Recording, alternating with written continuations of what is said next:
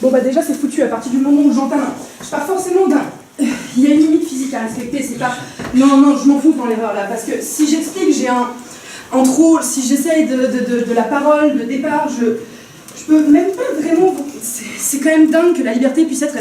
On n'avait dit pas ça, seulement des... Ça, je devrais pas suivre une quelconque... En même temps, enfin si, on peut peut-être prendre le point de départ, mais si on veut quand même respecter cette espèce de... Je pense que l'idée, c'est plutôt de développer un... Peut-être avoir cet aspect totalement fluide, quelque chose d'instinctif. On peut presque rapprocher ça de l'écriture. Ensuite, je pense qu'on ne peut pas vraiment concilier ça avec cette espèce de jusqu'à avoir des... ne pas se laisser embarquer à automatique. Ce qui compte, c'est plus... À la suivante, il y a un principe de... Déjà, le fait de... J'ai la connaissance de...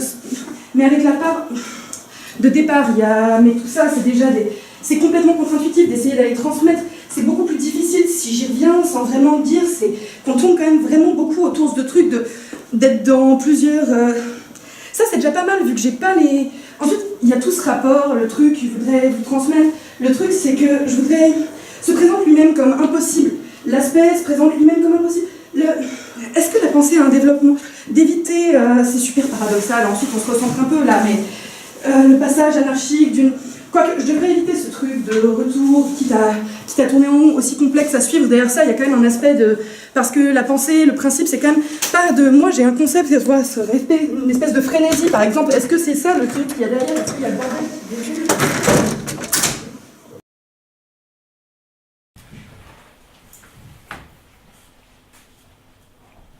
En 1987, dans La vie matérielle, Marguerite Duras commence son ouvrage par un texte décrivant le processus d'écriture qu'elle aurait voulu mettre en place pour ce livre. Il s'agit de l'autoroute de la parole. Dans cette espèce de livre, qui n'est pas un livre, j'aurais voulu parler de tout et de rien, comme chaque jour, au cours d'une journée comme les autres, banale, prendre la grande autoroute, la voie générale de la parole, ne m'attarder sur rien de particulier.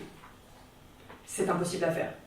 Sortir du sens, aller nulle part, ne faire que parler sans partir d'un point donné de connaissance ou d'ignorance et arriver au hasard dans la cohue des paroles. On ne peut pas.